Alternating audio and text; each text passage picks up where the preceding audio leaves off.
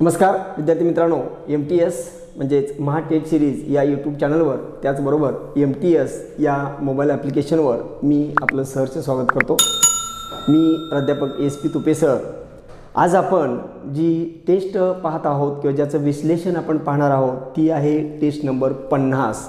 म्हणजे साहजिक आहे की आपण अर्धशतक ह्या टेस्टचं पूर्ण केले, तर याच्यामध्ये जवळपास 50 गुणिले 50 म्हणजे 2500 प्रश्न हे तुमच्यासमोर मी अंकगणित आणि बुद्धिमापन या विषयाचे आजपर्यंत ठेवलेले आहेत।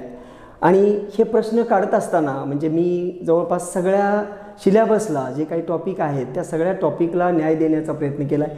आणि जाणीवपूर्वक म्हणजे काही ठिकाणी मी कठीण प्रश्न, काही ठिकाणी काठिण्यपातळी सॉफ्ट ठेवली, म्हणजे ज्या पद्धतीनं आपल्याला परीक्षेमध्ये आयोगाकडून जे काही प्रश्न विचारले जातात किंवा ज्या पद्धतीनं पेपर शेट केला जातो तर त्या पद्धतीनं तो पेपर शेट करत आत्तापर्यंत आपण 50 टेस्टचा टप्पा पार केलेला आहे।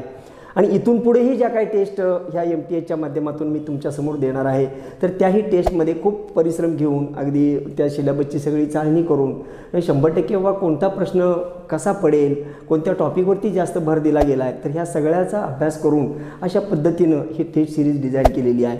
आणि त्याचबरोबर मी जो काही आपल्या हे MTSच्या मोबाईल ॲप्लिकेशनवरती जो काही अंकगणित आणि बुद्धिमापनचा एक स्पेशल कोर्स डिझाईन केलेला आहे की त्याच्यामध्ये जवळपास तुम्हाला सगळे टॉपिक व्यवस्थितपणे शिकवून तो टॉपिक झाल्यानंतर त्याच्याशी रिलेटेड त्याचे प्रश्न, त्याचे सरावाचे प्रश्न, त्याचं तुम्हाला PDF, त्याचं सोल्युशन हे जास्तीत जास्त देण्याचा प्रयत्न केलेला आहे की जेणेकरून हमखास म्हणजे गणित आणि बुद्धिमापन या विषयातली हमखास तुम्हाला मार्क्स मिळवता यावीत या उद्देशानं ही सगळी तयारी मी केलेली आहे। जर तुम्हाला वाटलं किंवा आजपर्यंत आपण 50 टेस्ट या व्यक्तीच्या पाहिल्या की त्याचं तुम्ही PDF पाहिलं, काही ठिकाणी मला व्हिडिओ विश्लेषण देता आलं नाही काही तांत्रिक अडचणीमुळे, पण बहुतांशचं व्हिडिओ विश्लेषण दिलेलंच आहे।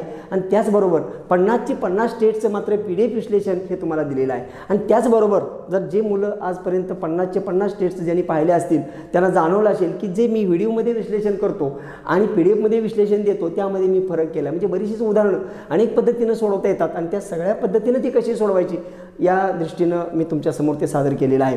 तर आज आपण अर्धशतकातली म्हणजे 50वी टेस्टचं अंकगणिताचं विश्लेषण आजच्या या पार्टमध्ये आपण पाहणार आहोत।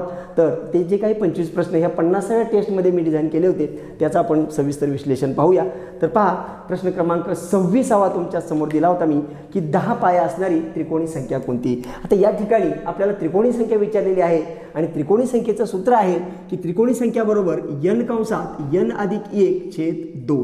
n चा अर्थ असतो पाया, म्हणजे जर का पाया दिला तर त्रिकोणी संख्या कशी काढायची ते या सूत्राने काढता येतं।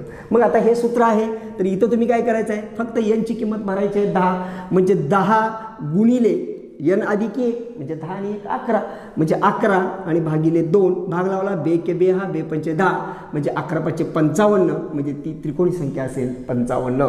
तर लक्षात असू द्या त्रिकोणी संख्येवरती प्रश्न विचारतात। त्यानंतर पुढचा प्रश्न आहे प्रश्न क्रमांक 27वा। तर तो असा होता की तो प्रश्न आहे 137.234 137.234। तर या संख्येतील 3 या अंकाच्या स्थानिक किमतीतील फरक किती। तर याच्या स्थानिक किमतीतील फरक आपल्याला विचारलेला आहे 3च्या। मग आता पहा, इथे एकदा 3 आहे आणि इथे एकदा 3 आहे, तर हे जे 3 आहे हे दशांश चिन्हाच्या इकडे आहे, म्हणजे 137 ही पूर्ण संख्या आहे आणि त्यामुळं ह्या 3ची किंमत वेगळी आहे, त्या 3ची किंमत वेगळी आहे। पहिल्यांदा आपण या 3ची किंमत बघूया। तर हे पहा, हा आहे एकक, हा आहे दशक आणि हा आहे शतक, म्हणजे या 3ची किंमत आहे 30। आता हा जो 3 आहे तो दशांश चिन्हानंतर आहे, म्हणजे ते अपूर्ण आहे। मग तिथं काय करायचं, त्याची किंमत कशी काढायची, तर हे तुम्हाला मी तिथं अपूर्णांक हा जो काही टॉपिक आपण पाहिला तर स्थानिक किंमत वगैरे तर त्याच्यामध्ये मी ते सांगितलेलं आहे आणि पाठीमागेही बऱ्याच वेळेला असे उदाहरणं आलेली आहेत। तर हा 3 दशांश चिन्हानंतर कितव्या स्थानी बसलाय तो बघायचा, त्याचा क्रमांक मोजायचा, म्हणजे 1 आणि 2 नंबरला तो बसला आणि म्हणून त्याला भागिले 100 घ्यायचं, कारण एकावरती 2 शून्य घ्यायच्या। जर तो 1 पहिल्या नंबरला असता दशांश चिन्हानंतर तर 1 म्हणजे 3/10 आलं असतं, 3 नंबरला असेल तर मग भागिले 1000 झाला असतं। म्हणजे आता ही झाली त्याची ह्या 3ची ही स्थानिक किंमत। आता आपल्याला त्या दोघांच्यातला फरक विचारला म्हणजे आपल्याला वजाबाकी करायची आहे। मग ही मोठी आहे 30 ही मोठी संख्या आहे आणि 3/100 ही लहान संख्या आहे। ह्याचं आपण जर दशांशमध्ये रूपांतर केलं तर 100 ने भागतोय म्हणजे 2 घरावर पॉईंट पडेल, म्हणजे 0.03 असं मिळेल. म्हणजे ह्याचं दशांश रूपांतर हे केलं. आता आपण दोघांची वजाबाकी करू म्हणजे फरक मिळेल. म्हणजे 30.00 आहे आणि 0.03 आहे, ह्यांची वजाबाकी केली तर काय मिळेल आपल्याला? तर 10मधून 3 गेले 7, हातच्या परत केला आणि इथं परत 10मधून 1 गेले 9, हातच्या परत केला आणि 10मधून 1 गेले 9, हातच्या परत केला 2, म्हणजे 29.97 हे त्याचं उत्तर असेल. त्यानंतर पुढचा प्रश्न आहे प्रश्न क्रमांक 28. हा दशांश संख्येचा म्हणजे दशांश चिन्ह असणाऱ्या संख्या आहेत आणि दशांश अपूर्णांक आहेत आणि त्यांचा भागाकार या प्रश्नामध्ये विचारला होता. तर तो भागाकार असा आहे की 35.05 भागिले 2.5. आता हा भागाकार करत असताना बाळांनो काय करायचं? तर दशांश चिन्ह कॅन्सल करायचं म्हणजे आपल्याला भागाकार करणं सोपं जातं. मग आता दशांश चिन्ह कॅन्सल कसं करायचं? तर आता अंशाला आणि छेदाला जर का दशांश चिन्ह असेल तर जर का ते समान घरावर असेल म्हणजे अंशाला पण तेवढ्याच घरावर दशांश चिन्ह आहे, छेदाला पण तेवढ्याच घरावर आहे, तर तुम्ही ते दशांश चिन्हाला दशांश चिन्ह कॅन्सल करू शकता. परंतु झालं काय? इथं 2 घरावर दशांश चिन्ह म्हणजे जे जास्त घरावर आहे तेवढ्यानी गुणायचं. म्हणजे काय करायचं? तर हे 35.05ला मी 100 गुणतोय. काय 100 गुणतोय? तर पॉईंटच्या पुढे 2 घरं होती म्हणून 100. 3 घरं असती तर मी 1000 गुणलं असतं. आणि आता वर जरी 100ला गुणले 100 गुणलंय तर खाली सुद्धा म्हणजे छेदाला सुद्धा आपल्याला 100नीच गुणावं लागतं. कारण मगच तर तो सममूल्य अपूर्णांक होईल. कारण जर अपूर्णांकाच्या अंशाला आणि छेदाला समान संख्येनं गुणलं किंवा भागलं तर त्याची किंमत बदलत नसते, हे आपल्याला माहीत आहे बेसिक. आणि मग आता 100 गुणतोय म्हणजे पॉईंट 2 घरं पुढे गेला म्हणजे तो कॅन्सल झाला. म्हणजे 35.05 हे सरळ मिळालं. आणि ह्याचा आता काय झालं? 1 घर पॉईंट पुढे गेला आणि 1 शून्य वाढली म्हणजे हे झालं 250. आता हे 250 झालं. मग आता आपण काय करूया? तर आता हे 10 इकडे बाजूला ठेवतो आणि 25ने भाग लावतो. मी कसाही भाग लावा म्हणजे आता मी लावतो 5ने भाग लावतो बघा. 5 25, 5 7 35, ही वरची 0, 5 1 5. हां आता पण हे 0 इथं आहेच. हां आता परत एकदा 5ने भाग लावतो. 5 1 5, 5 1 5, 7मधून 5 गेले 2 राहिले 20 झाले. 5 चौक 20. आता हे 1ला आपण डायरेक्ट भाग लावणार आहे म्हणजे इथं आपण 0 देतो आणि मग आपण काय करतो? 1 चे 10 करतो आणि मग 5 दुणे 10, पण त्याला अजून भागिले 10 आहे म्हणजे 0 आहे म्हणजे 10ने भागायचं आहे. म्हणजेच आपलं पॉईंट पडेल 14.02. 1 घर पॉईंट इकडे सरकेल 10ने भागतोय म्हटल्यावर म्हणजे तो भागाकार असेल 14.02. त्यानंतर पुढचा प्रश्न आहे. तर पुढचा प्रश्न मी लिहितो बोर्डवरती. तो प्रश्न कसा आहे पहा. तो प्रश्न आहे कंसात 13 गुणिले कंसात -5 वजा कंसात -96 भागिले 2 आणि अधिक 20 बरोबर डॅश म्हणजेच आपल्याला तिथलं उत्तर त्याचं शोधायचं आहे. आता ही पदावली आहे. याच्यामध्ये भागाकाराची क्रिया आहे, गुणाकाराची क्रिया आहे, बेरजेची आहे, वजाबाकीची आहे. दिसते आपल्याला माहीत आहे की बॉडोमॉसचा जो नियम आहे म्हणजे अशा जर एकाच पदावलीमध्ये एक 3-4 क्रिया आल्या तर सगळ्यात पहिला मान असतो तो कंसाचा असतो. म्हणजे कंसामध्ये सुद्धा प्रकार आहेत. गोल कंस आहे, चौकट कंस आहे, महिरपी कंस आहे, डॉट कंस आहे. तर असे कंस असतात. परंतु या उदाहरणामध्ये काही फारसे कंस नाही आहेत. त्यामुळं इथं काय करूया आपण? तर पहिल्या स्टेजला आपण हे जे वजा आहे एक लक्षात ठेवा की जर का ऋण चिन्ह जर जोडून आलं बाळांनो म्हणजे ऋण चिन्ह म्हणजे हे ऋण चिन्ह आहे आणि हे ऋण चिन्ह आहे म्हणजे हे जर का जोडून आलं ह्याच्यामध्ये जर संख्या नसेल तर ते धन होतं. हे कधीही विसरायचं नाही. ही तर ऋण जोडून आले म्हणजे हे धन होणार आहे. आता का होणार आहे पहा. आता मी हे लिहितो अगोदर 13 गुणिले हे ऋणचा काय विषय नाही, हे -5 तसंच राहील, पण हे मात्र ऋण धन होईल आणि भागिले हे 2 अधिक 20 बरोबर आपल्याला उत्तर शोधायचं आहे. आता हे ऋण जे धन होतं हे जर जोडून आलं तर आणि ऋणचा गुणाकार सुद्धा धन येतो आपल्याला माहित आहे. पण तुम्ही म्हणाल सर हे ऋण जोडून आलेला मी कसं ओळखायचं? काय नाही, हे ऋण आहे ना, हे तर ऋण 1 आहे असं धरा म्हणजे ऋण 1 ऋण 96ला गुणलं तर ते धन 96 होणार आहे. आणि थोडक्यात सांगायचं झालं तर आपल्या मराठी भाषेमध्ये सुद्धा पहा म्हणजे आपल्या भाषेमध्ये जर नकार, आता ऋण चिन्ह म्हणजे हा नकार आहे हां नाही का, म्हणजे हा नकारार्थी शब्द आहे. वजा करणं हा नकार आहे. म्हणजे जे काही आपण पैसे खर्च करतो समजा पैशाच्या व्यवहारात जर आपण विचार केला तर जे पैसे आपले खर्च होतात ते वजा करतो आपण. मग वजा म्हणजे निगेटिव्ह आहे, नकार आहे. मग जर एका वाक्यामध्ये 2 नकार आले तर काय होतं? तर ते वाक्य होकारार्थी होतं ना. बघा ना एखादं वाक्य तयार करून समजा मी म्हणालो की मी आज जेवलो नाही असे नाही. मी काय म्हणालो? मी आज जेवलो नाही असे नाही, अरे म्हणजे जेवला आहेस म्हणजे ते वाक्य होकारते झालं. तशा पद्धतीनं दोन जर निगेटिव्ह म्हणजे वजा चिन्ह जर आली जोडून आली तर मात्र ते धन होतं, हे विसरायचं नाही, लक्षात असू द्या. मग झालं, आता आपण कॅल्क्युलेशन करूया. आपल्याला माहिती आहे आता पहिला भागाकाराचा मान आहे म्हणजे हा भागाकार करू. म्हणजे आता इथं पण मी गुणाकार करून ठेवतो म्हणजे 13 5 65 पण वजा 65 का, कारण 5चं चिन्ह ऋण आहे. आणि इथं आता अधिक हा जर मी भागाकार केला तर 96 भागिले 2 म्हणजे 48 येईल, म्हणजे 48 आणि परत हे अधिक 20 आहे. आता फक्त आपल्याला ह्यांची बेरीज करायची. आता ही आहे ऋण संख्या आणि ह्या दोन आहेत धन. आपण तुम्ही कसे करू शकता, पहिल्यांदा ह्या दोघांची बेरीज करून घ्या.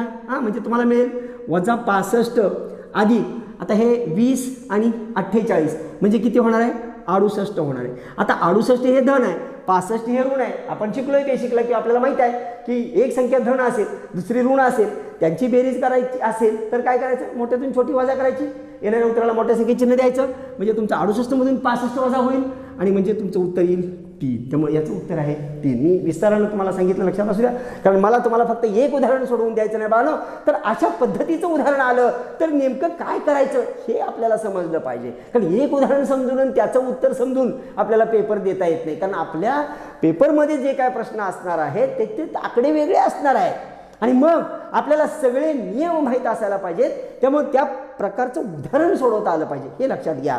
त्यानंतर जाऊया आपण पुढच्या प्रश्नाकडं.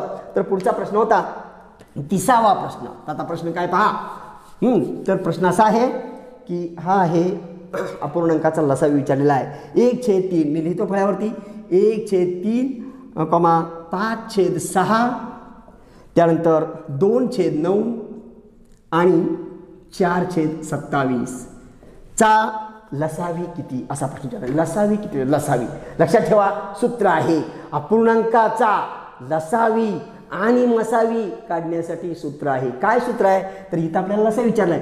अपूर्णांकाचा लसावी बरोबर अपूर्णांकाचा लसावी बरोबर सूत्र आहे अंशस्थानी अंशाचा लसावी, अंशाचा लसावी आणि छेदस्थानी छेदाचा मसावी, असं सूत्र आहे, छेदाचा मसावी, लक्षात ठेवा. आणि जर का आपल्याला अपूर्णांकाचा मसावी विचारला तर मग इथं मसावी करायचं म्हणजे अंशाचा मसावी, छेदस्थानी छेदाचा, मग इथं लसावी होणार. कधी जर मसावी विचारला तर, आलं लक्षात. आता मग इथं किंमत भरायची, मग आता काय करायचं, अंशाचा आपल्याला काढायचा लसावी. आता बघा 1, 5, 2 आणि 4 ह्याचा आपल्याला काढायचा आहे लसावी. तोंडी काढायचा हो कॉमन सेन्सनं, कारण आपल्याला माहिती आहे की लसावी मसावी हा जो कन्सेप्ट आहे हा तुम्हाला माहीत आहे. आणि हा जी काही माझी बॅच सुरू आहे, आपल्या पोलीस भरतीची बॅच सुरू आहे, तर त्या बॅचमध्ये मी लसा मसावीचं अगदी सखोलपणे सांगितलं आहे की ह्याचा व्यवहारामध्ये काय अर्थ होतो. लसावी म्हणजे नेमकं काय, तर लसावी म्हणजे अशी संख्या की ज्यांचा आपण लसावी काढलेला आहे, ज्या संख्येचा लसावी काढलेला आहे त्या संख्येनं भाग जाणारी सगळ्यात लहान संख्या असते. म्हणजे याचा लसावी याचा अर्थ 5 पण भाग गेला पाहिजे, 2 पण भाग गेला पाहिजे आणि 4 पण भाग गेला पाहिजे, पण ती लहान असली पाहिजे. म्हणजे अशा कितीतरी संख्या आहेत की त्या संख्येला 5, 2 आणि 4 भाग जाणार आहे. त्या किती आहेत ते आपण मोजू शकत नाही. मग त्यातली सगळ्यात लहान कोण आहे, तो असतो लसावी. आणि आपल्या व्यवहार बुद्धीने आपल्याला कळतं की 20 अशी लहानात लहान संख्या आहे की तिला 4 भाग जातो, 4 पंचे 20, 2 जातो, 2 20, 5 जातो, 5 24. 20 पेक्षा लहान संख्याच नाही या जगात की त्या संख्येला 5 पण 2 पण आणि 4 पण भाग जातो, म्हणून तो लसावी आहे बाळांनो. म्हणजे झाला अंशाचा लसावी. आता काढा छेदाचा मसावी. मसावी म्हणजे काय असतं, तर मसावी म्हणजे ज्या संख्येचा तुम्ही मसावी काढला तर त्या सगळ्या संख्येना त्या मसावीनं भाग जात असतो आणि ती मोठ्यात मोठी असते. म्हणजे याचा अर्थ काय झाला बघा, आता 3, 6, 9 आणि 21. 3 1 3, 3 2 6, 3 3 9, 3 7 21. म्हणजे 3 ही अशी मोठ्यात मोठी संख्या आहे की ह्या 3 ह्या सगळ्यांना भाग जातो. म्हणजे डायरेक्ट जर 3 ह्या सगळ्यांना भाग जातो तर त्याचा जो काही मसावी आहे तो 3 आहे. म्हणजे हे त्याचं उत्तर आहे. म्हणजे त्या अपूर्णांकाचा जो लसावी असेल तो 20/3 असेल. त्यानंतर पुढचा प्रश्न आहे, हा सोपा प्रश्न आहे. एका भाजी विक्रेत्याचे 5 दिवसाचे सरासरी उत्पन्न 77 रुपये आहे. सरासरी याचा अर्थ प्रत्येक दिवशी, म्हणजे दर दिवशी 77 असेल असं नाही, सरासरीचा अर्थ समजून घ्या. म्हणजे एका दिवशी 70 मिळाला असेल तर दुसऱ्या दिवशी 7 रुपये मग जास्त मिळतील, 77 पेक्षा जास्त मिळतील, त्याला 84 मिळतील अशा. पण सरासरी काढली की 70. तर 5 दिवसाचं 77 आहे सरासरी, तर त्याचे 5 दिवसाचे एकूण उत्पन्न. आता एकूण उत्पन्न काढायला काय करायचं आहे, 77 पर डे म्हणजे सरासरी दिवसाला 77 असे 5 दिवसाचं, म्हणजे फक्त हा गुणाकार करायचा मला, संपलं. मग माझं त्याचं उत्पन्न मिळालं, 5 दिवसाचं त्याचं उत्पन्न कळते मला, करायचा गुणाकार. 7×5 = 35/5, हा चालले 3, 7×5 = 35, 35 आणि 3 = 38, म्हणजे 385 रुपये हे त्याला 5 दिवसाचा उत्पन्न असेल किंवा त्याचा पगार असेल. त्यानंतर पुढचा प्रश्न आहे 40 मिलीग्रॅमचे 5 ग्रॅमशी गुणोत्तर किती? तर 40 मिलीग्रॅम आहे. मिलीग्रॅम आणि ग्रॅम हे आपल्याला समजायला पाहिजे. आता ह्याच्यात टॉपिक आहे हां. तर याच्यामध्ये आपल्याला ग्रॅम म्हणजे ग्रॅम, किलोग्रॅम, मीटर, किलोमीटर म्हणजे लांबीची एककं, ही सगळी जी आहेत परिमाणं ही माहीत असावी लागतात. आणि ही सगळी परिमाणं त्या टॉपिकमध्ये मी घेतलेली आहेत. तर आता आपण हे उदाहरण करूया. 40 मिलीग्रॅम चे गुणोत्तर काढायचं आहे. कोणाची? 5 ग्रॅमशी. 5 ग्रॅमशी म्हणजे आता गुणोत्तर काढत असताना हे लक्षात घ्या, ग्रॅमशी असं विचारलेलं आहे. जिथं ग्रॅमशी म्हणजे 2 राशींचं गुणोत्तर घेत असताना पहिली अट आहे की त्या राशी समान एककात असल्या पाहिजे. लक्षात घ्या. म्हणजे जर आपल्याला 2 व्यक्तींच्या वयाचे गुणोत्तर काढायचं असेल तर त्या दोघांची वय ही एका राशीमध्ये म्हणजे वर्षामध्ये तरी असली पाहिजेत किंवा महिन्यामध्ये तरी असली पाहिजे. जर नसतील तर ती करून घ्यावं लागतं. मग इथं सुद्धा आपण ही एका राशीत करून घ्यावी लागतं. पण कुणी कुणाला भागायचं हे पण महत्त्वाचं आहे. लक्षात घ्या. 2 राशी जेव्हा असतात तेव्हा शी ज्याला जोडले, शी म्हणजे घाणीला आपण खाली घेतो, म्हणजे सी इथं आहे ना, तर ती शी जी आहे ती छेदाला घ्यायचं, म्हणजे ज्याला शी जोडलं गेलंय ती छेदाला घ्यायचं. आणि त्यामुळे हे होणार 40/5. पण ह्यांच्या एकका समान नाहीत. हे आहे मिलीग्रॅममध्ये आणि हे आहे ग्रॅममध्ये. मग आम्हाला हे माहीत असायला पाहिजे की 1 ग्रॅम म्हणजे किती मिलीग्रॅम असतं. तर बाळांनो 1 ग्रॅम म्हणजे असतं 1000 मिलीग्रॅम. आता ही सगळी एकक आहेत ना ग्रॅमची. डेकाग्रॅम, हेक्टोग्रॅम, किलोग्रॅम, डेसिग्रॅम, सेंटीग्रॅम, मिलीग्रॅम, ही सगळी एकक आपल्याला माहीत असायला लागतात. आणि ही सगळी सविस्तरपणे त्याचा चार्ट देऊन मी व्यवस्थित समजावून दिला त्या ठिकाणी. तर इथं फक्त आता करून घेऊया. मग आता ह्या 40चं आपल्याला हे तसंच ठेवलं पाहिजे, कारण हे 40 आहे ते मिलीग्रॅम आहे आणि हे ग्रॅम आहे. मग ग्रॅमचं मी काय करतो, कारण मोठ्या एककाचं छोटं करणं सोपं आहे. म्हणजे ग्रॅमचं मिलीग्रॅम करायला 1000 न गुणावं लागेल, मी 1000 न गुणतो. झालं. आता फक्त कॅल्क्युलेशन करा, तुमचं गुणोत्तर तयार आहे. ह्या 0ला 0 गेलं, 4 × 1 = 4, नंतर 4 × 2 = 8, राहिले 2, 4 × 5 = 20, म्हणजेच 1/25 1/5 म्हणजेच तुमचं उत्तर आहे 1/1500. हे तुमचं उत्तर असेल. लक्षात ठेवा, याच्यावरती प्रश्न असतो आणि ही सगळी एककं आपल्याला माहीत असावी लागतात. मग लांबीची एकक आहेत, वजनाची आहेत आणि द्रव पदार्थ मोजण्याची एकक आहेत. तर ठीक आहे. त्यानंतर पाहूया पुढचा प्रश्न. प्रश्न क्रमांक 33 कसा आहे पहा. तर 33वा प्रश्न आहे. पटकन सोडूया, थोडासा फास्ट घेतो हा, कारण माझा उद्देश असतो की विद्यार्थ्यांना तो प्रश्न समजावा. ज्याला बेसिक माहीत नाही त्याच्यासाठी मी थोडंसं बेसिक पण सांगत असतो. नेहमी मी त्या पद्धतीनं सांगतो किंवा ज्या पद्धतीनं तुम्हाला ती माहिती असायला पाहिजे. म्हणजे काही गोष्टी ह्या बेसिकली गणितामध्ये माहीत असाव्याच लागतात आणि ह्या माहीत नसतील तर तेवढं उदाहरण तुम्हाला कळून काहीच फायदा नाही आहे. फक्त त्या पद्धतीचं दुसरं उदाहरण आलं, थोडासा बदल केला तरी ते तुम्हाला सोडवता यावं, यासाठी हा वेळ मी खर्च करत असतो. तर ठीक आहे, पहा असं दिलं आहे 3, 8, 13, 18 डॅश. तर या अंकगणिती श्रेणीचे 15वे पद कोणते असं विचारलेलं आहे आपल्याला.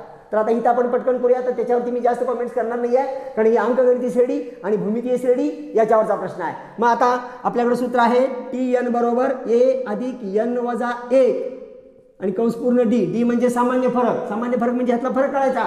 बघा 8 - 3 5, 13 - 8 5, 18 - 13 5, म्हणजे सामान्य फरक 5 आहे. म्हणजे या ठिकाणी D = 5 आहे. आणि A म्हणजे असतं पहिलं पद. A बरोबर पहिलं पद म्हणजे A आहे 3. फक्त किमती भरा, तुम्हाला पद मिळतंय. किती पद पाहिजे त्यांनी विचारले, 15वं पद पाहिजे. म्हणजे मला काढायची किंमत ती 15ची. मग A म्हणजे 3 अधिक N म्हणजे किती 15, म्हणजे 15 - 1 म्हणजे 14, हे 14 आणि गुणिले D आहे 3, हे 3. आता करून घ्यायचं. आपल्याला पाहिजे होतं पद किती, सॉरी D ची किंमत आहे 5, इथं 5 भरायला पाहिजे. A ची किंमत आहे ती 3, D ची किंमत आहे 5. मग आता भरूया. 14 × 5 = 70, हे 3 अधिक 70 म्हणजे झालं 73. म्हणजे तुमचं उत्तर आहे 73. म्हणजे 15वं पद याच प्रमाणे गेलो. ह्यात 5 वाढवून पुढचं, त्यात 5 वाढवून पुढचं, त्यात 5 वाढवून पुढचं, असं करत आपण 15व्या पदापर्यंत गेलो तर ते 73 हा तिथं संख्या मिळेल. फक्त लक्षात असले हे काय आपण मांडून करू शकत नाही. आता 15वं होतं, आम्ही 15वं पण मांडून करू शकतो. आम्ही 73 पर्यंत तुम्ही जाऊ शकताय. पण जर तुम्हाला विचारलं 122वं पद याच अंकगणित श्रेणीमध्ये 122वं पद कोण, तर मग काय 122 वेळेला मांडत बसायचं का बेरजा करून, आणि त्यामुळे हे सूत्र काम करतं. बानो ही काही सूत्र असतात ही लक्षात ठेवावी लागतात. परंतु मी ते ज्यावेळेला टॉपिक शिकवत असतो तेव्हा ते सूत्रच कसं तयार झालं ह्याच्यावरच आपण सखोल माहिती घेत असतो, त्यामुळे ते सूत्र विसरायचा प्रश्नच येत नाही, लक्षात असू द्या. तर त्यानंतर पुढचा प्रश्न आहे प्रश्न क्रमांक 34. आता प्रश्न हा काय आहे पहा, प्रश्न क्रमांक 34 मी बोर्डवरती लिहितोय. तर प्रश्न आहे वर्गमुळात 256 वजा वर्गमुळात 64 आणि अधिक वर्गमुळात 16. आता ह्या सगळ्या वर्गमूळ येणाऱ्या संख्या पटापटापटा वर्गमूळ काढून घ्यायचं. हां, म्हणजे मला माहित आहे की 256 हा कोणाचा वर्ग आहे, हा 16चा वर्ग आहे. वजा 64 कोणाचा वर्ग आहे, 8चा वर्ग आहे. अधिक 16 कोणाचा वर्ग आहे, 4चा वर्ग आहे. करा आता कॅल्क्युलेशन करायचं आहे. 16तनं 8 गेले 8, 8 अधिक 4 12, म्हणजे याचं उत्तर असेल 12. हा प्रश्नाचं उत्तर होतं 12. त्यानंतर पुढचा प्रश्न पहा, प्रश्न क्रमांक 35. प्रश्न वाचतो पहा, लेखी प्रश्न आहे. रेल्वेचा प्रश्न हमखास असतो.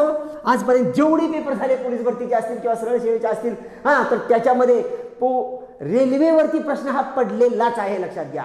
आणि त्यामुळे रेल्वेची जी प्रश्न आहेत, रेल्वेची जी गणित आहेत ही परफेक्ट करायची, कन्सेप्ट समजून घ्यायचा. प्रश्न मी वाचतो. 400 मीटर लांबी असलेल्या 2 रेल्वे गाड्या एका खांबाला अनुक्रमे 20 सेकंद व 25 सेकंदात ओलांडतात, तर त्या जलदगती गाडी दुसऱ्या गाडीला किती वेळेत ओलांडेल. लक्षात घ्या, 2 गाड्या आहेत, त्या गाड्यांची लांबी समान आहे. हां, म्हणजे गाडीची लांबी आहे 400 मीटर. तर आता प्रश्न कसा सोडवायचा बघा, थोडंसं फास्टमध्ये घेतो. तर एक गाडी आहे 400 मीटरची, तिला 20 सेकंद लागतात काय करायला, तर एका खांबाला ओलांडायला. एका सिग्नलचा खांब असेल त्या खांबाला ओलांडायला 20, मग त्याच्यावर आपण वेग काढू शकतो. मग एक गाडी फास्ट आहे, एक गाडी साधी गाडी आहे, म्हणजे जलद गाडी एक आहे, एक मंद गतीची गाडी आहे. मग जलद गतीची गाडीचा आपण वेग काढू. जलद गाडी वेग, जलद गाडी तिचा वेग किती असेल आपल्याला माहिती आहे. वेग कसा काढतात, अंतर भागिले वेळ. अंतर किती आहे गाडीचं, 400च आहे. आणि तिचा जो वेळ दिलेला आहे जलद गाडीचा, आता जिनं लवकर गाडी सिग्नल क्रॉस केला आहे म्हणजे खांब लवकर ओलांडलाय ती फास्ट गाडी आहे ना, आणि जी गाडी मंद गतीने चालली आहे तिला जास्त वेळ लागणार आहे. त्यामुळं ही जलद गाडीचं भागिले 20, हे 0 0 गेलं आणि बेदने 4 20, म्हणजे इथं लागणार 20 सेकंद. हिला 20 म्हणजे हिचा जो वेग आहे 20 किलोमीटर प्रति सेकंद असा येणार, म्हणजे हिचा वेग असणार 20.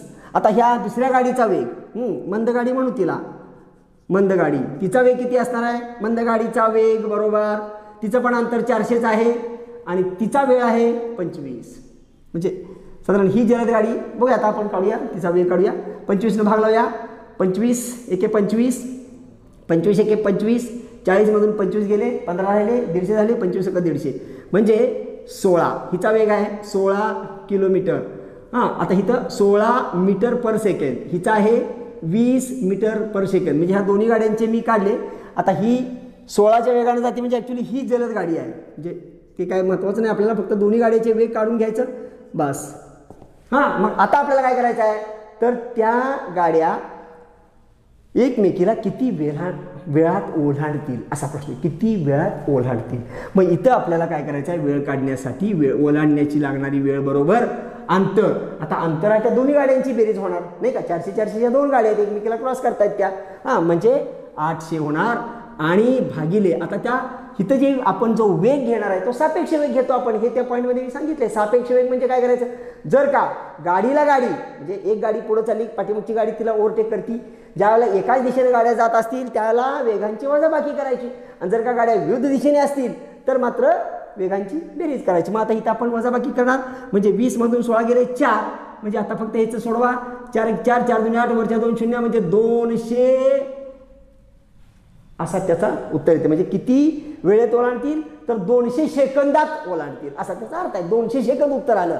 परंतु झाले काय, मी तो प्रश्न देताना मी मुद्दाम काय केलं होतं, तर 200 उत्तर दिलं नव्हतं की मुलं कन्फ्यूज होऊ दे म्हणून. तर त्याचं 100, 250 आणि 300 असे पर्याय दिले होते, आणि चौथा पर्याय दिला होता यापैकी नाही, तो मुद्दाम दिला होता मी. हां, आणि म्हणजे ह्याचं उत्तर आहे यापैकी नाही, लक्षात ठेवा. म्हणजे ज्या विद्यार्थ्यांनी 200 काढलं असेल त्यांनी कन्फ्यूज झाले असतील. हां, तर अशा प्रश्नाला कन्फ्यूज व्हायचं नाही आहे. डेफिनेटली हा टॉपिक आपण चांगला करू, काय अडचण नाही. मी सिलेबसमध्ये हा घेतलेला आहे व्यवस्थित. अगदी रेल्वे तुम्हाला समजावून दिलेले आहे. भेटीला लागणारा वेळ, गाडीला गाडी कधी क्रॉस करते, सगळ्या प्रकारची उदाहरणं घेतलेली आहेत. त्यानंतर पुढचा प्रश्न पाहूया. तो प्रश्न आहे 36वा. पटकन सोडूया, त्याचा शॉर्टकट सांगतो. तो प्रश्न असा आहे पहा. एका रकमेचे 2 वर्षाचे चक्रवाढ व्याज 82 रुपये आहे. चक्रवाढ व्याज 82 रुपये आणि 2 वर्षाचे सरळ व्याज 80 रुपये. हे चक्रवाढ व्याज आहे. चक्रवाढ व्याज, हे चक्रवाढ व्याज आणि 80 रुपये सरळ व्याज. जर का तुम्हाला व्याजाचा दर काढायचा असेल तर एकदम शॉर्टकट आहे बाळांनो. या प्रकरणामध्ये मी सगळे शॉर्टकट सांगितलेले आहेत. या उदाहरणाचा शॉर्टकट सांगतो. जर तुम्हाला व्याजाचा दर काढायचा असेल, व्याजाचा दर बरोबर, आणि जर तुम्हाला चक्रवाढ व्याज आणि सरळ व्याज दिला असेल तर डायरेक्ट उत्तर काढायचं. चक्रवाढ व्याजाला मी म्हणतो CI म्हणजे कंपाऊंड इंटरेस्ट सूत्रात घालण्यासाठी, आणि सरळ व्याजाला म्हणूया आपण सिंपल इंटरेस्ट म्हणजे SI म्हणजे सरळ व्याज आणि CI म्हणजे चक्रवाढ व्याज. मग सूत्र असं होतं CI वजा SI म्हणजे चक्रवाढ व्याज वजा सरळ व्याज भागिले 1/2 गुणिले SI गुणिले 100. या सूत्रात किंमत भरा. आता हे सूत्र कसं तयार झालं, काय झालं, हे टॉपिकमध्ये मी सांगितलेलं आहे. जिथं मी बॅचमध्ये जो काय आपण टॉपिक घेतलेला आहे तर त्याच्यामध्ये मी सगळं डिटेल दिलेलं आहे. इथं फक्त आपण कॅल्क्युलेशन करूया. म्हणजे इथं वजाबाकी 82 वजा 80 म्हणजे 2 भागिले 80 गुणिले, म्हणजे हे 80 आहे ना, गुणिले 1/2 भाग लावा. 2 के 2 गुणिले 100 इकडं आहेच. हां, म्हणजे आता इथं येईल 40, जे इथं भाग लावला 40 म्हणजे 2/40 गुणिले 100. कॅल्क्युलेशन करा. ह्या शून्याला ही शून्य गेली. 2 के 2 2 दुणे 4, 2 के 2 2 पंचे 10 म्हणजे व्याजाचा दर असेल 5%. पण हेच प्रश्न जर सूत्र ज्या विद्यार्थ्याला सूत्र नाही लक्षात आलं, समजा नाही समजलं, माहीत आहे पण परीक्षेत विसरलं, तरी पण त्याला अल्टरनेटिव्ह कसं करायचं त्याला पण मेथड आहे. ती पण मी तुम्हाला सांगणार आहे. पण आता मी इथं वेळ घालवत नाही आहे. या मेथडनं मी काही पाठीमागं सोडून दिलेले आहेत गणित टेस्ट सिरीजमध्ये आणि सिलेबसमध्ये तर मग मी सगळंच घेतलेलं आहे. काय अडचणच नाही. जो काय आपण अभ्यासक्रमाची बॅच आपण घेतलेली आहे ना त्याच्यामध्ये मी सगळंच घेतलेलं आहे. तर ठीक आहे, आपण पुढचा प्रश्न पाहूया. प्रश्न क्रमांक 37. पाहता हे थोडंसं फास्ट करू. तर एका व्यापाऱ्याने मोबाईलची किंमत सुरुवातीस 30% वाढवली व नंतर आणखी एकदा 20% वाढवली तर त्याने एकूण किती टक्के किंमत वाढवली. ह्याला एक सूत्र आहे बाळांनो. तर ती शेकडा वाढ आहे. शेकडा वाढ तर किती झाली ती आपल्याला विचारलेलं आहे. एकूण शेकडा वाढ किती झाली. पहिली 30% वाढवली, नंतर 20% वाढवली, तर दोनदा वाढ आहे. मग सूत्र तयार होतं वाढ अधिक वाढ अधिक वाढ गुणिले वाढ. हे या सूत्रावर तुम्ही बरंच कॉमेंट्स केलेलं आहे मागच्या टेस्टमध्ये, हे लक्षात असू द्या. आणि परत याला भागिले घ्यायचं 100 आणि बघ आता घ्यायचं गुणिले 100. घ्या किंमत भरायची. पहिली 30% वाढ अधिक परत 20% वाढ अधिक 30 गुणिले 20 भागिले 100. हे इथे घेतलेलंच आपण. 30 गुणिले 20 म्हणजे किती झालं बघा. ह्या शून्य शून्य गेली, ह्या शून्य ही शून्य, 3 दुणे 6 म्हणजे 30 आणि 20 50. 50 अधिक 6 म्हणजे 56. म्हणजे त्यानं जी एकत्रित वाढ केली ती 56% वाढ असेल. त्याचं उत्तर आहे पर्याय नंबर 2. त्यानंतर पुढचा प्रश्न आहे 38वा प्रश्न. हा कसा करायचा पहा. तर हा प्रश्न आहे 5 क्रमावर विषम संख्यांची बेरीज 85 येते तर सर्वात मोठी संख्या कोणती. काही नाही करायचं. तुम्हाला बेरीज दिलेली आहे 85. किती संख्यांची आहे प्रश्नात दिलेला आहे. 5 संख्यांची आहे. त्यालाच भागिले 5 करा. भागिले 5 केल्यानंतर इथं मिळेल 5 एके 5 राहिले 3, 5 7 35 म्हणजे 17. म्हणजे 17 ही मधली संख्या असते. लक्षात घ्या बाळांनो. जी तुम्हाला बेरीज दिलेली असते त्या बेरजेला किती संख्यांची बेरीज आहे त्यानं भागायचं म्हणजे ती मधली संख्या मिळते. त्यामुळं मधली संख्या असेल 17. आता मधली जर 17 असेल तर मग आपल्याला आजूबाजूच्या संख्या काढता येतात. मग आता एकूण संख्या किती आहेत तर 5 आहेत. म्हणजे पुढं 2 असतील पाठीमागं 2 असतील. ह्या संख्या आहेत विषम. म्हणजे 17च्या पुढची विषम 19, त्याच्या पुढची 21 आणि पाठीमागची इथं 15 आणि त्याच्या मागची असेल 13. म्हणजे 13 15 17 19 21 ह्या त्या संख्या असतील. मला प्रश्न विचारला आहे मोठी कोणती तर मोठी असेल 21. छोटी विचारली असती तर 13 होतं. हे लक्षात घ्या. त्यानंतर पुढचा प्रश्न आहे पुढचा प्रश्न काय पहा, एका करंडीत 2.5 डझन आंबे आहेत, तर अशा 20 करंड्यात एकूण किती आंबे असतील, किती आंबे असतील असा प्रश्न विचारला आहे. 2.5 डझन आहेत एका करंडीत. पहा आता आपण काढूया, तर करंडीत 2.5 डझन, 2.5 डझन म्हणजे किती, 2.1/2 म्हणजेच 2 4 आणि 5/2. अशा किती करंड्या आहेत, तर अशा 20 करंड्या आहेत. म्हणजे हे गुणिले 20 केलं मी, म्हणजे 2 10 20 10 5 50, म्हणजे एकूण त्या माणसाकडे 50 डझन आंबे आहेत, 50 डझन. पण मला प्रश्न डझनात नाही विचारला, मला प्रश्न विचारला एकूण किती आंबे आहेत. मग मला माहित आहे की एका डझनामध्ये किती आंबे असतात, तर 12 असतात. म्हणजे 12 गुणिले, कारण 50 डझन म्हणजेच 12 गुणिले 50, आणि मग इथं तुम्हाला मिळेल 12 पंचे 60, म्हणजे 600 आंबे त्या व्यक्तीकडे असले पाहिजेत, त्या करंडीत असले पाहिजेत. त्यानंतर पुढचा प्रश्न आहे प्रश्न क्रमांक 40. हा पा कसा आहे, याच्यावरती प्रश्न हमखास असतो. काही टॉपिक आहे ते फिक्स प्रश्न येतात भावना, फिक्स म्हणजे फिक्सच. प्रत्येक पेपरमध्ये प्रश्न असणार, काळ काम असणारच, रेल्वेचं गणित असणारच, ठरलेली गणित आहेत, गुणोत्तर प्रमाण असणारच. तर पहा आता हा प्रश्न करूया. एक ए आहे, ए हा एक काम 12 दिवसात पूर्ण करतो, बी हा ए पेक्षा 60% जास्त वेगाने काम करतो. हा ए आहे, हा बी आहे, आणि तर ते काम बी ला पूर्ण करण्यास किती दिवस लागतील. प्रश्न समजून घ्या. ए ला 12 दिवस लागतात, काम काय आहे माहित नाही, पण ए ला ते काम करायला 12 दिवस लागतात. पण बी जो आहे ना, बी हा ए पेक्षा 60% ज्यादा काम करतो. मग टक्केत बोललेत ना, मग मी म्हणतो एचं कामाचा वेग आहे 100. म्हणजे काही काम असेल समजा, हां काही काम आहे, पानं टाईप करायचं काम असेल, काही असेल, तर ते 100. ए हा काय करतो, जर 100 पाने टाईप करत असेल तर बी 60% ज्यादा करतो, म्हणजे बी करतो 160 पानं टाईप करतोय. आता मला सांगा, ए ला 12 दिवस लागतात, म्हणजे ह्याला 12 ने गुणलं म्हणजे काम किती झालं, 1200 टाईप करायचं झालं. म्हणजे 1200 पानं टाईप करायची झाली. तर आता आपल्याला हेच काम, म्हणजे 1200 पानं टाईप करायचं काम आहे. ए ने केलं 12 दिवस लागतात, बी ने केलं तर किती दिवस लागतील, कारण बीचा दिवसाचा वेग आपल्याला माहिती आहे, बीचा 160. म्हणून ह्या 1200 ला 160 न भागलं मी, ह्या शून्याला ही शून्य गेली, भाग लावा, बेने भाग लावतो, बे 8 16, इथं भाग लावला, बे सक 12 वरची 0, परत भाग लावतो, बेनी लावतो, बे चौक 8, इथं बेनी लावला, बे त्रिक 6 वरची 0, परत बेनी लावला, बे दुणे 4 आणि 15 दुणे 30, म्हणजे 15/2, म्हणजेच भाग लावला, बे 7 14, राहिले 1, म्हणजेच 7.5 दिवस त्या बीला लागतील. हां, आणखी हे सूत्रानं पण गणित सोडून देतं, हे तुम्हाला मी कॉमन सेन्स सोडून दाखवलं.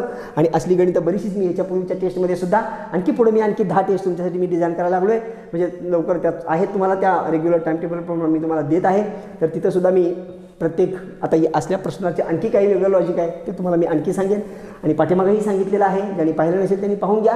आणि अभ्यासक्रमामध्ये तर मी सगळं सांगितलेलं आहे. तर ठीक आहे, पुढचा प्रश्न पहा, प्रश्न क्रमांक 41. हा प्रश्न कसा सोडवायचा आहे पहा. प्रश्न लिहितो बोर्डवरती.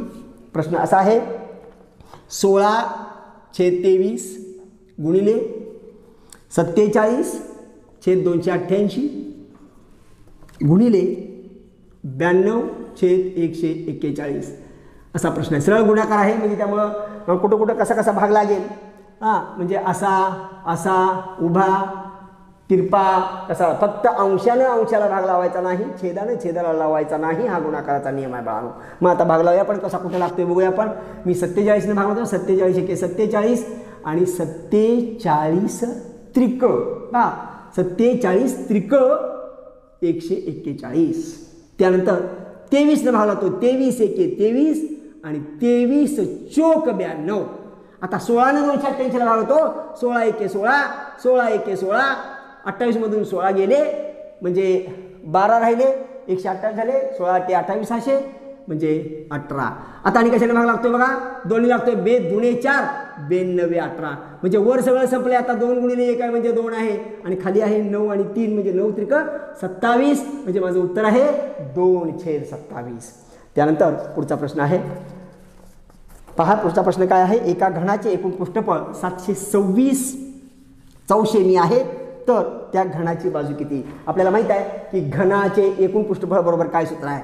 घनाचे लिहितो पहा, घनाचे एकूण पृष्ठफळ बरोबर, हा भूमितीचा पार्ट आहे, हाही सगळा व्यवस्थित घेतलेला आहे. तर घनाचे एकूण पृष्ठफळ सूत्र आहे 6 बाजू वर्ग. हेच सूत्र का, हेही आपण तिथं सांगितलेलं आहे. तर आता फक्त आपण काढूया, किंमत भरूया.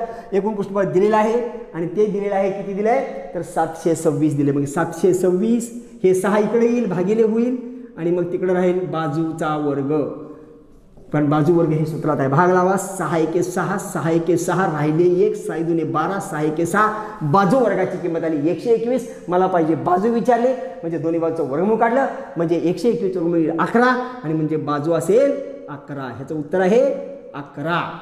त्यानंतर पुढचा प्रश्न आहे प्रश्न क्रमांक 43. गुणाकाराचा प्रश्न आहे. पहा, गुणाकार करूयात आपण. मांडतो, प्रश्न मांडतो.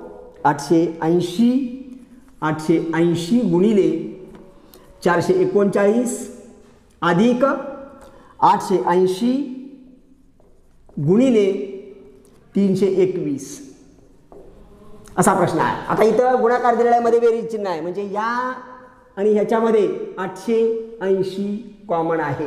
इथं हा गुणाकार करून मग ह्या दोघांचा गुणाकार करून मग त्या दोघांची बेरीज करायची म्हणजे हे काकेत कसा गावाला वासा असं होईल बा. म्हणजे अगदीच म्हणजे तुम्ही काय करा तर इथं 880 कॉमन निघतंय ना, मग बाहेर काढलं ना मी 880 बाहेर काढलं, इथं राहिलं 439 अधिक तसंच हे राहिलं 321. ह्या दोघांची बेरीज करून घेतो. हे 880 तसंच ठेवतो. म्हणजे आता बेरीज केली 9 1 10 0 हा 4 आणि 1 आणि 2 1 3 3 आणि 3 6 आणि 4 आणि 3 7 म्हणजे ती बेरीज झाली 760. चेक करूया बरोबर आहे का बघा. 9 1 10 0 हा 4 आणि 1 2 आणि 1 3 3 आणि 4 3 आणि 3 6 आणि 4 आणि 3 7 707. आता फक्त आपल्याला करायचा आहे गुणाकार. आता हे 2 शून्य आहेत ना वरती, 88 वर 1 शून्य आणि 76 वर 1 शून्य. मग शून्य बाजूला ठेवा, कारण जे उत्तर काढू त्याच्यावरती 2 शून्य वाढवायच्या. मग हा गुणाकार मी बाजूला करतो. असे गुणाकार तोंडी करायला जायचं नाही बाळानो, कारण एक जरी आपला त्याचा हातच्या चुकला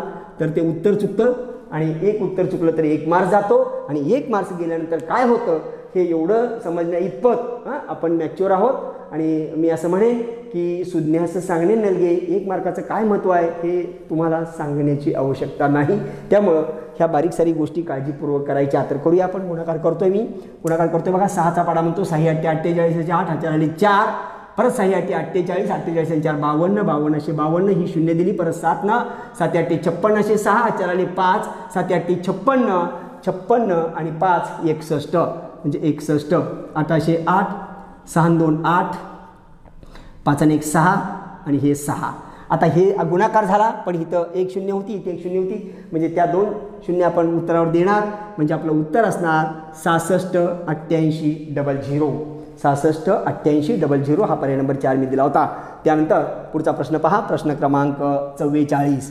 प्रश्न क्रमांक 44 काय आहे पहा. प्रश्न लिहितो बोर्डवरती. तर तो प्रश्न आहे, जर एचा दुसरा जर 2चा ए घात गुणिले 5चा बी घात गुणिले 7चा सी घात बरोबर 3500 तर ए बी सीच्या किमती कोणत्या. ए बरोबर बी बरोबर आणि सी बरोबर काय असा प्रश्न विचारलेला आहे. तर इथं काही नियमाच्या वगैरे भानगडीत पडायचं नाही, काही तर पाया समान नाही आहे. त्यामुळं काय करायचं, सरळ तुम्हाला दिलेले असतात पर्याय, त्या पर्यायामधनं आपल्याला उत्तर शोधायचं आहे. म्हणजे पर्याय टॅली करून बघायचं. जर मी पहिला पर्याय भरला याची किंमत पहिला पर्याय काय दिला होता पहा, पहिलाच पर्याय मी चेक करतोय. ही अशी उदाहरणं कमीत कमी वेळेमध्ये सोडवायचं असेल तर पर्यायावरनं जायचं. म्हणजे कुठल्या वेळी उदाहरण सोडवताना कुठली पद्धत वापरायची हे सुद्धा आपल्याला समजलं पाहिजे. तर एची किंमत दिली होती 2, बीची किंमत एची किंमत दिली होती 2, बीची किंमत दिली आहे पहिल्या पर्यायामध्ये 3 आणि सीची किंमत दिली आहे 1. जर त्या किमती भरून ह्याचं जर 3500 उत्तर आलं तर माझा पहिला पर्याय बरोबर आहे. नाही आलं तर दुसऱ्या पर्यायातल्या किमती भरायच्या. भरतो पहा, एची किंमत भरतो मी 2 गुणिले ए म्हणजे किती आहे 2 आहे म्हणजे ए 2चा दुसरा घात गुणिले 5 बी म्हणजे किती आहे 3 आहे म्हणजे 5चा तिसरा घात गुणिले 7चा पहिला घात सी म्हणजे पहिला सीची किंमत 1 आहे. मी केलं 2चा वर्ग 4 गुणिले 5चा घन 5 5 25 25 5चा 125 म्हणजे 125 म्हणजे 5चा घन आहे तो 125 आहे आणि गुणिले त्याला 7 आहे. मग आता आपल्याला हा करायचा आहे गुणाकार तिघांचा. तर करूया.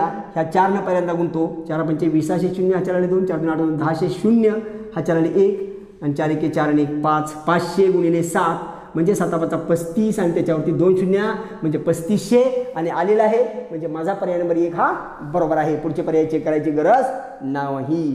त्यानंतर पुढचा प्रश्न आहे पहा. आता हा सुद्धा तोंडी प्रश्न आहे. महेशला एक मशीन विकल्यावर 3% कमिशन मिळते, तर त्याला एक मशीन मिळून 39 रुपये मिळाले तर त्याने किती रुपयाचे मशीन विकले, असा प्रश्न तुम्ही कॉमन सेन्सनं सोडवू शकता. समजा 100 रुपयाचं जर मशीन त्याने विकलं तर त्याला मिळतात 3 रुपये. 100 रुपयाचं मशीन 3 रुपये मिळतात. मग आता त्याला मिळाले किती रुपये, कमिशन किती रुपये मिळालं, 39 रुपये मिळालं. म्हणजे 39 रुपये मिळाले. मग आता मशीन किती रुपयाचं मला माहीत नाही, म्हणजे 100 रुपयाचं. हां, मग घ्या तिथं भरा किंमत, म्हणजे 100 रुपयाचं मशीन. आता काढा 100ची किंमत, तिरकस गुणाकार म्हणजे 100 गुणिले 3 बरोबर 39 गुणिले 100. हे 3 तिकडे गेलं भागिले झालं म्हणजे 39 गुणिले 100 भागिले 3. भाग लावला 3 1 3 3 1 3 3 तिकडे 9. 13 गुणिले 100 म्हणजे 1300 रुपयाचं मशीन असलं पाहिजे. आणि हे तोंडी आहे बाळा, फक्त 39ला 3 भागलं तरी 13 येते म्हणजे 1300 रुपयाचं मशीन असणार आहे. त्यानंतर पुढचा प्रश्न आहे तो पाहूयात. प्रश्न क्रमांक 46. पाहता हा प्रश्न कसा सोडवायचा आहे पाहूया. प्रश्न मी वाचतो. एका गाडीचे चाक 2500 फेऱ्यात 22 किलोमीटर अंतर जाते तर त्या चाकाचा व्यास किती, असा प्रश्न दिलेला आहे. एक सूत्र मी मागं आपल्या जवळपास 49 टेस्ट झालेले आहेत बाळांनो. ही 50व्या टेस्टचं विश्लेषण मी द्यायला लागलं. मग आता ह्याच्यावरती मी प्रश्न घेतलेले आहेत पूर्वी. तर फेऱ्यांची संख्या सूत्रच आहे डायरेक्ट. फेऱ्यांची संख्या म्हणजे जे एका चाकाच्या जे फेरे असतात, फेऱ्यांची संख्या काढण्यासाठी म्हणजे किती फेरे होतात ते काढण्यासाठी सूत्र आपण पाहिलं होतं. अंतर, ते चाक किती अंतर गेलं आणि त्या चाकाचा परीघ काय आहे. परीघ म्हणजे जे एका फेऱ्यातलं अंतर आहे. हे सूत्र आहे, ह्याच्यात किंमत भरा. तुम्हाला दिलेलं आहे फेऱ्यांची संख्या दिलेली आहे 2500 बरोबर. अंतर आता हे 22 किलोमीटर आहे पण आपल्याला मीटरमध्ये ते केलं पाहिजे, कारण जे काय तुम्हाला पर्याय दिलेले आहेत ते मीटरमध्ये दिलेले आहेत. आणि म्हणून त्या अंतराचं म्हणजे 22चं मी करतोय मीटरमध्ये. आणि मला हे माहीत असलं पाहिजे की 1 किलोमीटर म्हणजे 1000 मीटर असतं. म्हणजे 22ला फक्त आपल्याला 1000 गुणावं लागेल म्हणजे मीटर होईल. आणि परिघाचं सूत्र आपल्याला माहिती आहे पाय डी. पाय म्हणजे स्थिरांक आहे. मग आता मला काढायचं आहे काय, व्यास विचारलाय. मग मी हे सगळं इकडे घेतो, हे 2500 तिकडे घेतो म्हणजे मला मिळेल हे पाय डी बरोबर. पहिली स्टेप काय केली बघा, स्टेप्स महत्त्वाच्या आहेत कारण पायरी चुकली, कॅल्क्युलेशन चुकलं तर उत्तर चुकतं. मग आता हे 22 गुणिले 1000 इथं आहेच, हे 2500 गेलं भागिले झालं. आता इथं पहा हे जे पाय होतं त्या पायची किंमत ठरलेली आहे आपल्याला माहिती आहे किती आहे ती 22/7 आहे. 22/7 तिकडे गेलं उलटं होतं, मला डीची किंमत पाहिजे ना. मग डी मी इथं ठेवतो, डी इथं ठेवलं. हे 22 गुणिले 1000 भागिले 2500 गुणिले आता ह्या पायची जी किंमत आहे 22/7 ती तिकडे गेल्यावर 7 जायला वरती आणि 22 येईल खाली, कारण उलटं होईल ना. कारण भागिलेचं गुणिले गुणिलेचं भागिले होतं, बाजू बदलल्यावर आपल्याला माहिती आहे. करा कॅल्क्युलेशन. 22ला 22 निघून गेलं, 22×22 ह्या 2 शून्याला ह्या 2 शून्य गेल्या. इथं भाग लावला, मी भाग लावतो, बेने भाग लावते बघा. बे 5 10 5 लावते, 5 आणि 5 2 10 आणि 5 5 25 म्हणजे वर काय आलं पहा 7 2 14 14/5 भाग लावूया. 5 2 10 राहिले 4 भाग लागत नाही, 4 चे 40 झाले, पॉईंट दिला आणि 5 48 म्हणजे 2.8 मीटर हे त्या चाकाचा व्यास असेल.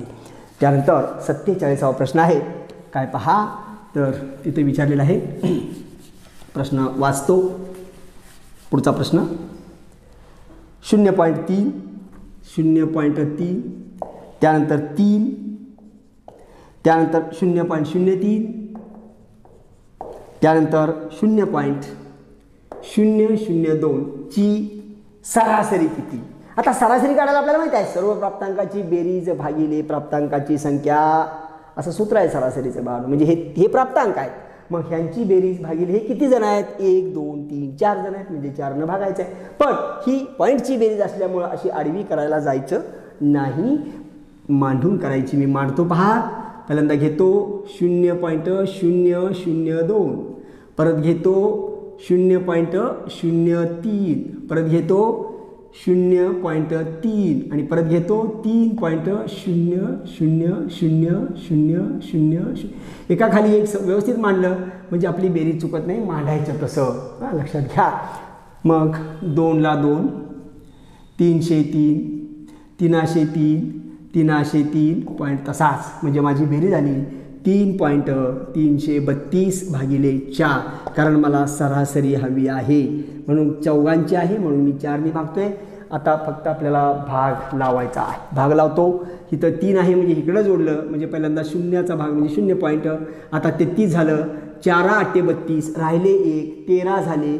4 त्रिकोण 12 परत राहिले 1 परत 4 त्रिकोण 12 भागाकार संपलेला आहे म्हणजे 0.833 असं त्याचं उत्तर असेल. म्हणजे ही ती सरासरी असेल. त्यानंतर पुढचा प्रश्न पाहूया आपण. खालीलपैकी कोणती संख्या पूर्ण घन नाही. तर आता मी काही प्रश्न हा लिहित नाही आहे, आपण तोंडी करूया. तर पहिला पर्याय दिला होता 216. मला माहीत आहे की 216 हा 6चा घन आहे, त्यामुळे ते उत्तर नव्हे. 64 सुद्धा 4चा घन आहे आणि 17 28 हा 12चा घन आहे. पण 243 मात्र कोणाचाच घन नाही आहे, त्यामुळे याचं उत्तर असेल 243. कारण 243 ही संख्या पूर्ण घन नाही. कारण ज्या संख्येचं घनमूळ निघतं तिलाच पूर्ण घन संख्या असं म्हणतात. घन आणि घनमूळ या टॉपिकमध्ये मी सगळं क्लिअर केलेलं आहे. त्यानंतर 49वा प्रश्न आहे 1 ते 100 या दरम्यानच्या विषम संख्यांची सरासरी किती. तर 1 ते 100 पर्यंत जेवढ्या संख्या आहेत तेवढी त्याची सरासरी असते. सरासरी असणार आहे 50 कारण त्या संख्या आहेत 50. 1 ते 100 पर्यंत 50 सम आणि 50 विषम असतात. आणि आपल्याला हे माहीत आहे की 50 विषम संख्यांची बेरीज हा जो संख्या टॉपिक मी शिकवला आहे त्या संख्या टॉपिकमध्ये ह्या सगळ्या बेरजा मी दिलेल्या आहेत. तर त्या 50 ज्या विषम संख्या आहेत त्यांची बेरीज असती 2500 आणि मग बेरजेला जर आपण त्या संख्येने भागलं तर आपण त्याचं उत्तर तुम्हाला 50च मिळेल. म्हणजे 2500 भागिले 50 केलं तर तुम्हाला 50 मिळेल. तरी त्यानंतर आणि शेवटचा प्रश्न आहे एका चौरसाची बाजू 8 सेमी असल्यास त्याची परिमिती किती. आपल्याला हे माहीत आहे की चौरस आहे. चौरस म्हटलं की सर्व बाजू समान असतात. चौरसाच्या सर्व बाजू समान असतात. हा चौरस असेल तर ही 8 आहे 8 आहे 8 आहे 8 आहे. आणि परिमितीची व्याख्या काय आहे, कुठल्याही आकृतीची परिमिती कशी काढायची यासाठी सूत्र तर आहेच, परंतु त्याहीपेक्षा त्या आकृतीला जेवढ्या बाजू आहेत त्या सगळ्यांची बेरीज म्हणजे त्याची परिमिती असती वर्तुळ सोडून. कारण वर्तुळाला बाजूच नसतात, वर्तुळाच्या बाबतीत मात्र परिघ म्हणतात. हे सगळं मी डिटेलमध्ये घेतलेलं आहे. तर आता इथं आपल्याला ह्याची परिमिती पाहिजे होती. म्हणजे परिमिती असणार 8 × 4 म्हणजेच 8 चौक 32. याचं उत्तर असेल 32. तर अशा रीतीनं बाळू आज आपण जी काही टेस्ट क्रमांक 50 होती तर त्याच्या अंकगणिताचे जे काही प्रश्न होते 25 मी काढलेले, तर ते 25 प्रश्नांचं मी विश्लेषण दिलेलं आहे. आणि मी ही जी टेस्ट काढत असतो त्या टेस्ट काढत असताना मी हा उद्देश नजरेसमोर ठेवलेला असतो की या नमुन्याचं उदाहरण विद्यार्थ्याला यावं आणि परीक्षेमध्ये जे अपेक्षित आहे, ज्या पद्धतीनं पेपर लिहिण्याची संभाव्यता आहे तर त्या सगळ्याचा अभ्यास करून पाठीमागच्या प्रश्नपत्रिकेचा आढावा घेऊन माझ्या अनुभवाचा त्याच्यामध्ये वापर करून, कारण गेली 25 वर्ष मी या व्यासपीठावर आहे. मी अंकगणित आणि बुद्धिमापन हा विषय शिकवतो आणि त्याचबरोबर शिशाट हा विषय शिकवतो. आणि त्यामुळं हे तुमचे पेपर डिझाईन करताना मी खूप काळजीपूर्वक म्हणजे जेणेकरून त्याचा फायदा विद्यार्थ्याला बेनिफिट 100% झालाच पाहिजे अशा पद्धतीनं ह्या टेस्ट मी तयार केलेल्या आहेत. आणि त्याच पद्धतीनं मी जो काही अभ्यासक्रम आपली जी बॅच आहे MTSच्या ज्या ॲप्लिकेशनवर ज्या काही आपले प्रोग्राम्स लॉन्च झालेले आहेत म्हणजे त्यासाठी पोलीस भरतीची अंकगणित आणि बुद्धिमापनची एक स्पेशल बॅच आहे. पण ज्या विद्यार्थ्यांना वाटतं की सर आम्हाला GS सुद्धा हवा आहे तर त्यांच्यासाठी आपल्याला पूर्ण बॅच म्हणजे 100 मार्काचा जो पेपर असतो तर त्या पूर्ण सिलेबसची एक बॅच आहे. ज्या विद्यार्थ्यांना वाटतं की मला फक्त अंकगणित आणि बुद्धिमापन पाहिजे तर त्याच्यासाठी स्पेशल बॅच आहे. त्याचबरोबर पोस्टमनसाठी आपण बॅचेस केलेले आहेत, तिथं पण अंकगणित आणि बुद्धिमापनची स्पेशल बॅच आहे आणि तिथं पण 100 मार्काची एक बॅच आहे सगळ्या सिलेबसची. आणि त्याचबरोबर ज्या माझ्या विद्यार्थी बांधवांनी गेल्या वर्षी म्हणजे महापरीक्षेचे पोलीस भरतीचे फॉर्म भरले होते, यदा कदाचित जर का समजा शासनाने ठरवलं की बाबा महापरीक्षेकडून जसे फॉर्म भरून घेतले होते तर त्या विद्यार्थ्यांची भरती प्रक्रिया तशीच राबवायची. म्हणजे जसं ठरलं होतं त्यावेळेला जसं ठरलं होतं तशीच राबवायची. असं जर त्यांनी समजा निर्णय घेतला तर विद्यार्थ्यांची अडचण होऊ नये, त्यांना अभ्यासक्रम समजावा.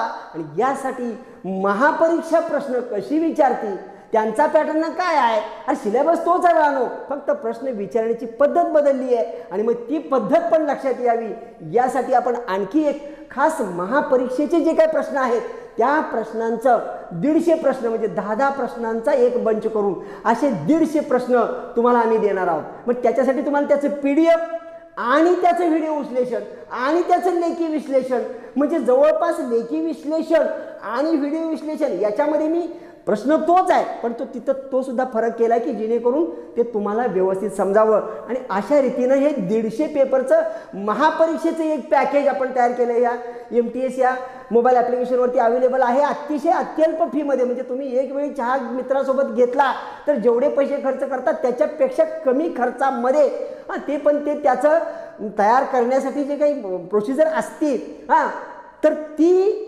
तेवढी अत्यल्प फीमध्ये तुम्हाला ते उपलब्ध करून दिलेलं आहे. त्याच्या संदर्भात तुम्हाला अनेक आधी ज्यादा काही माहिती हवी असेल तर तुम्ही काय करायचं आहे, तर या 7249032323 हा जो काय आपला नंबर आहे, तर या नंबरला तुम्ही संपर्क साधा, व्हॉट्सअप करा, फोन करा. MTSचा हा नंबर 24 तास सुरू आहे. परंतु येणारी जी काही संधी आहे ती सोडायची नाही, हेच मी तुम्हाला वारंवार पुन्हा सांगतो. आणि तुम्ही जर पूर्णपणे जर माझ्या या सिलेबसशी तुम्ही जर इन्व्हॉल्व झालात, या जी काय माझी बॅच आहे त्याच्यामध्ये तुम्ही अटॅच झाला, तर तुमच्या या अंकगणित आणि बुद्धिमापन हे जे काही प्रश्न यायचे ते येऊ देत. मी तुम्हाला पूर्ण 100% गॅरंटी देतो की याच्यामध्ये मी तुम्हाला 100% तयार करणार आहे. कारण त्या पद्धतीने मी पोर्शन किंवा अभ्यासक्रम त्याचं डिझाईन बनवलेलं आहे. तर आता आपण या ठिकाणी थांबणार आहोत. पुढे जेव्हा आपण भेटू अशा ह्या ऑनलाईनवर, तर त्यावेळेला तुम्हाला पुढची टेस्ट जी असेल त्याचं मी विश्लेषण घेऊन येईन. तोपर्यंत थांबूयात. धन्यवाद. जाता जाता तुम्हाला येणाऱ्या परीक्षेसाठी खूप मोठ्या शुभेच्छा देतो आणि थांबतो. धन्यवाद.